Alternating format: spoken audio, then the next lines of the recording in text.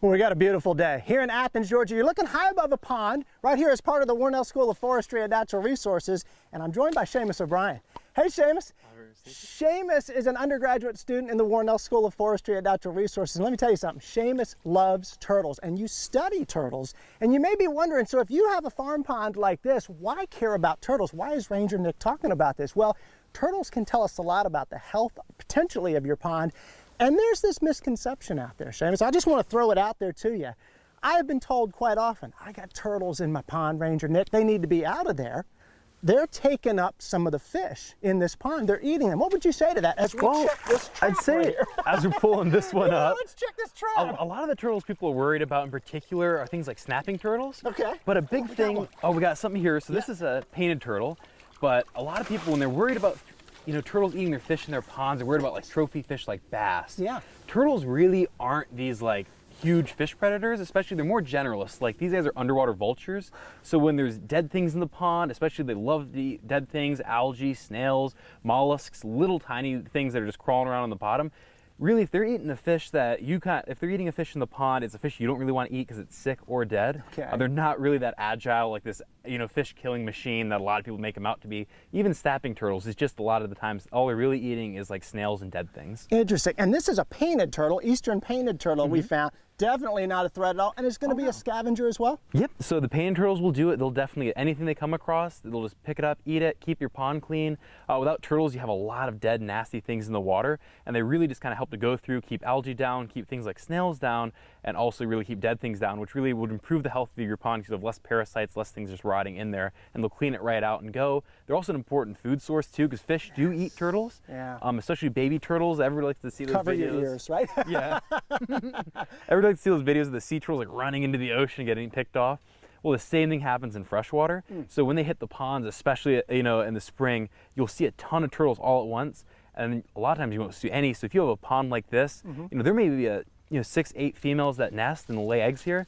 Not a single one of those eggs will survive to adulthood. So it takes years. Actually, with snapping turtles, it can take 20, 30 years of laying eggs for one female snapping turtle to guaranteed to replace her in a population. So she needs to nest for decades. Incredible. Seamus, this is so interesting. And what I want to do now, Seamus studies these turtles.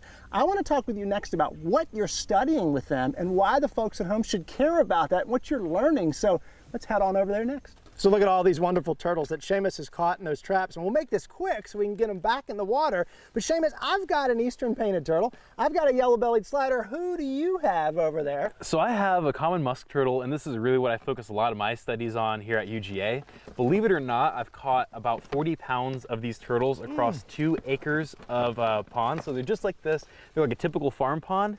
And I mean, that's just 40 pounds. And I would only guess that the traps, you'll only keep about 20% of the turtles in. So if 10 go in, you only get the 2.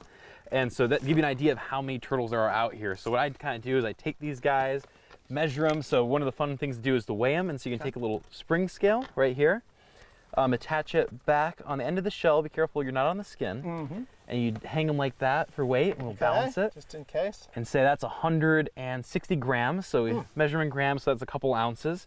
But the other important part of what I do here too is that it's a capture, mark, recapture is the scientific term for it. So what I do is I take this file and I notch an individual. So each one of these scutes right here, so scute is the outside of the shell. So this is we put a little notch in them, and that notch corresponds to a number. So each one of these is numbered, and you add them all up to create an individual turtle. So this guy I caught over a year ago, and he keeps on living in these ponds and is doing well. Isn't that interesting? Yeah. And this one right here, same kind of a musk turtle, just to kind of get a shell feed with it right there. But I tell you what, Seamus, so what are you tracking about these? Over time, you're marking them and looking at them again. What are you interested in about them? So I'm interested in how many of them recapture, so to determine how many survive from year to year, how old these guys get. It's recorded that these ones right here, they get about this big as an adult gets, and they live for 50 years. Wow. Or over 50 years, and they continue to grow during that whole entire time. So what I'm doing right here is marking these individuals so that myself and students down the road can see them later and kind of see how big they get. That's incredible, that longitudinal data, and that's an undergraduate student doing that research right here at UGA. I want to wrap this up today with these guys and talk about, for the folks at home, you got a pond like this, what can you do to help these and other turtles? So let's go over there next.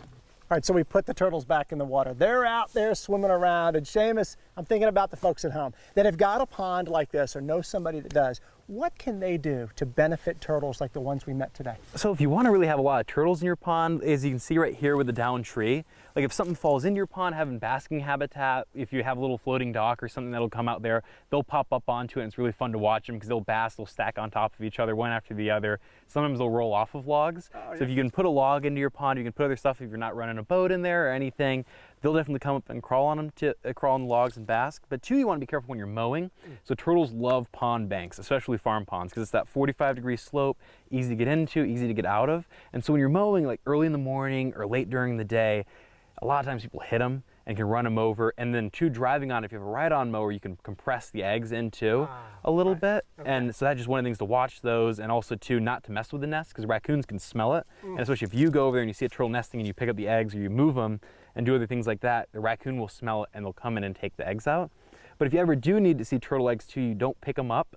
If you dig them out of a nest and you rotate them, it'll actually drown them. They have a little pocket of air in the egg. Wow. So if they nest somewhere you don't want them, unfortunately, you got to get it right away, or be very, very careful to move them, because if you just pick up the egg and you even turn it like that, you'll kill all the baby turtles in them. So. Gosh, that's incredible knowledge. And you have learned about this at UGA, and this is what Seamus is studying. Seamus, I can't thank you enough for today. Thank you very much for coming This out. is, oh my gosh, thank you. And I hope y'all have enjoyed this. What an excellent way to spend our day today. So y'all know what to do. Hop online. Check out more information about those musk turtles and painted turtles and yellow-bellied sliders and snapping turtles. And while you're online, check out the Ranger Nick Facebook page and the Farm Monitor Facebook page. And until next time, as we always say, Seamus, for the Farm Monitor, I'm Ranger Nick, reminding you that enthusiasm is contagious.